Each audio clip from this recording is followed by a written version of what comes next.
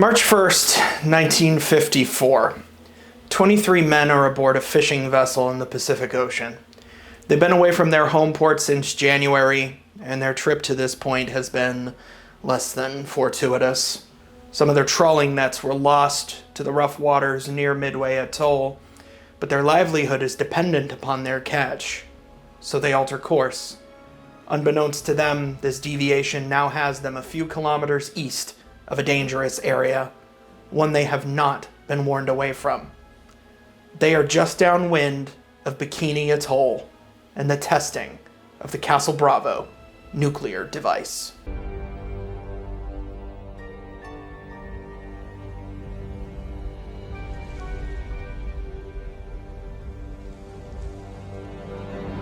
The fishing vessel in question is the Daigo Fukuryu Maru, or the Lucky Dragon No. 5. The crew doesn't know it yet, but they are about to become the victims of a disaster. Atomized sand and coral, the ghostly remains of a 15-megaton thermonuclear blast rains from the sky, covering their bodies and the deck of their ship like powdered snow.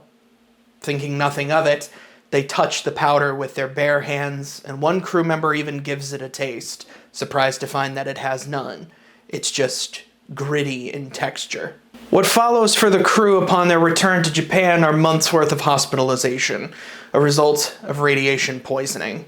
What they had considered to be innocuous-looking white powder is now being referred to by its grim moniker, Shi no Hai, the Death Ash. While this was all happening, a film producer for Toho Company Limited, a man named Tomoyuki Tanaka, was on a flight from Jakarta, Indonesia, to Tokyo. He has an idea for a film, and he is inspired by the incident surrounding the Daigo Fukuryu Maru, as well as the Beast from 20,000 Fathoms film from the previous year. He sends a proposal to his bosses, a proposal that is soon accepted and becomes Project G. By November of 1954, Project G is released into Japanese theaters as Gojira, Toho's cash cow, born of a disaster both in real life and in celluloid, has been unleashed. Wink, wink.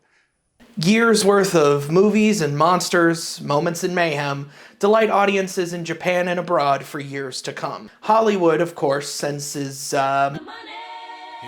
in the water, but they don't get their mitts on a Godzilla movie, at least not as full producers, until the late 90s, with Roland Emmerich's Ferris Bueller Meets the Cast of The Simpsons movie that convinced the Jimmy Page to cover Kashmir for Sean Combs. A little ditty called Come With Me. I wanna fight you, I fucking bite you. So clearly that aged like a fine milk. Thankfully though, Godzilla survived his association with Puff Daddy, only made more impressive by the fact that he also had to survive his association with his own 1998 film. And if I could interject a personal anecdote, this film, 1998's Godzilla, was my introduction to the franchise. I became a big fan of monster movies and Godzilla in specific because of this movie. I forced my parents to watch it so many times. I loved it. It was one of my favorite movies as a kid. So imagine my surprise when I grew up and then entered a forum full of film critics that told me it was bad, actually. I had to watch it again just to be sure. I mean, what's the big deal? I didn't notice any problems when I was a kid. A submarine battle in the Hudson River? Yeah, sure, it's deep enough. A dinosaur hiding in Manhattan? Perfectly plausible. I could hide in Manhattan. Why not Godzilla? That's a lot of fish. That's just accurate. And that is indeed a lot of fish. Okay, so the movie's bad, sure. Considered a blight on the franchise, whatever. And as if being defeated by a bridge wasn't humiliating enough, Gojira didn't even have 15 seconds worth of trouble killing Zilla on his own. But it's okay, America, so this one didn't work out. We'll let you try again soon, maybe in about, 16 years. But it's alright, right? All's well that figuratively ends well. Godzilla 2014 made a little bit of scratch, and it showed the heads of Toho and Legendary Pictures that audiences were ripe to be milked. I mean, eager to see more of the Monsterverse, and to see even more films from the studio in Japan as well. As such, we got 5 films since 2014.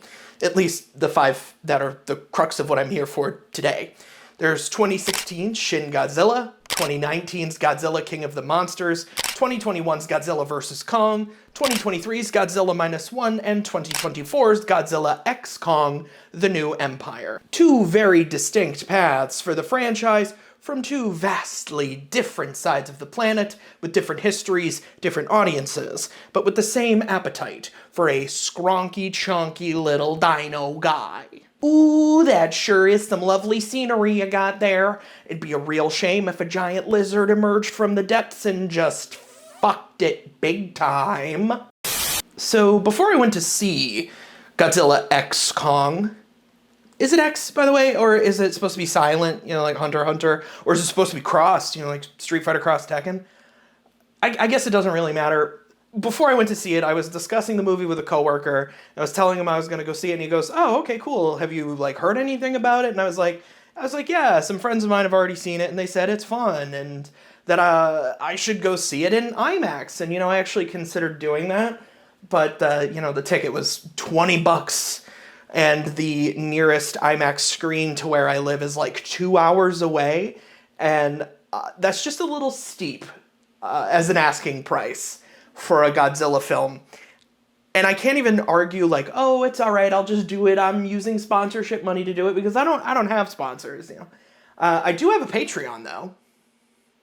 That's right, good people. This video is brought to you by my Patreon. We've got a couple of members there already, and they get to experience some hella great perks, like getting the garbled jambalaya that I call YouTube videos 24 hours before the rest of the general public.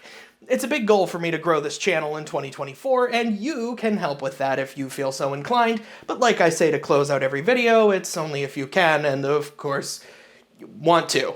I'd appreciate it greatly. Even still, just the views make me smile. Patreon.com/ChrisTheNerd92, where winners eat. Now, where was I? Oh yes, coworker anecdote. The point is, I told my coworker that I was really excited to see the film, regardless of the type of theater I was in at the time, because Godzilla is such an adaptable franchise. The American films are really fun, and the Japanese films are really good. And after I said that, I had to stop and have a little bit of a think about it, because it's kind of a backhanded compliment. Are fun and good 2 different things? Is being fun inherently negative when compared to something good? And that's when my thesis for this video really started to take form. The recent Japanese Godzilla films trend more serious.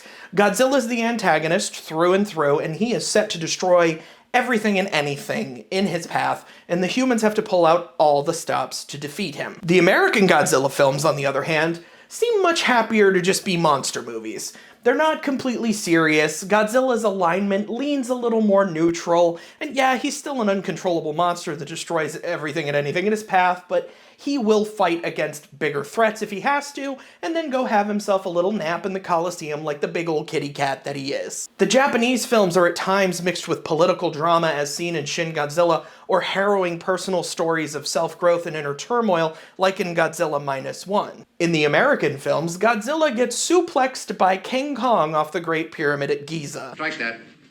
Reverse it. Thank you. And that's just something that speaks to me personally, as a fan of monsters, wrestling, and triangles. Get ready to learn the lyrics to Kingdom, buddy. And I love all of that, right? I think every bit of that is fantastic. I love that there is a franchise where 2 different forms of the exact same character can exist. And make no mistake, Godzilla is a character, a quite malleable one at that. He can be a goofball that teams with Jet Jaguar to deliver the greatest dropkick ever committed to film. He can be a stoic defender of the world against greater threats, or he can be an unthinking, unfeeling entity that moves with the wind, ruining the lives of those he comes in contact with, like the very death ash that inspired him. I do think it's fascinating to see how Godzilla is a reaction to the nuclear age. Sadly, Japan is intimately familiar with arrivals into destructive eras that lie beyond oblivion, In Godzilla Minus One, it's set right after World War II, and you can feel the bitterness in the characters and how they respond to Godzilla. You feel their desperation to not be pushed any lower than they already are. America they just don't have the same relationship with the character. They can't relate back to an incident like the Daigo Fukuryu Maru because they didn't live that.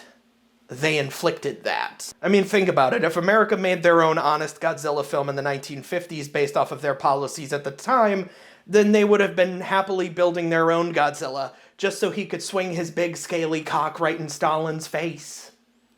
Well, I guess not really. That's not entirely accurate. Stalin died a year before Castle Bravo, so I suppose Godzilla's hypothetical teabag would be on the chin of Nikita Khrushchev. And I mean, why not? It's the Cold War, baby. What are you gonna do? Godzilla to America is merely an adaptation. It's somebody else's creation, and as far as they're concerned, he's a big monster with cool glowy dorsal plates, an iconic roar, and yo quiero Taco Bell. Here, lizard, lizard, lizard. I think I need a bigger box. It's not inherently bad, it just doesn't feel as personal.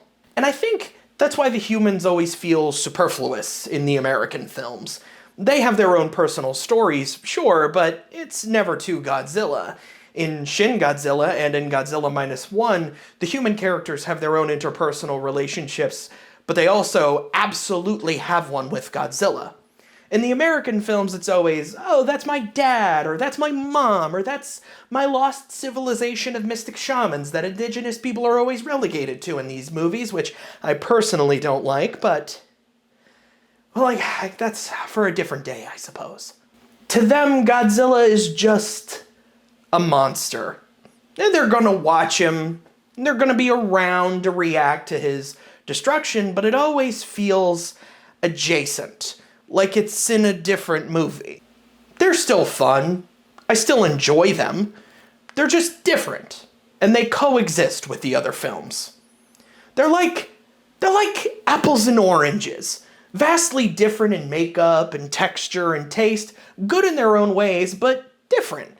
And in this instance, they just so happen to be grown from the same irradiated tree. Well, let's talk about monsters has me parched. And if you came here for a review of the new Empire, it was okay, I guess. The story is all over the place. The human characters are pretty much useless. Basically, they're just interpreters for the monsters, which I find unnecessary. I mean, when King Kong uses Kong Jr. as a club, I don't really need an interpretation of that. I understand the complex emotions inherent in that exchange. It is stupid fun. The final fight is really satisfying, but honestly, they should have called this movie Spittle X Roar, because there are so many close-up shots of these monsters roaring at each other and just spitting everywhere. Which is to say, yeah, it's fine. And on that note, thank you so much for watching this video. I hope you enjoyed it, and if you did, please fulfill the algorithmic whims with likes, comments, and a subscription. Support me if you can, love me if you must. Have a great rest of your day.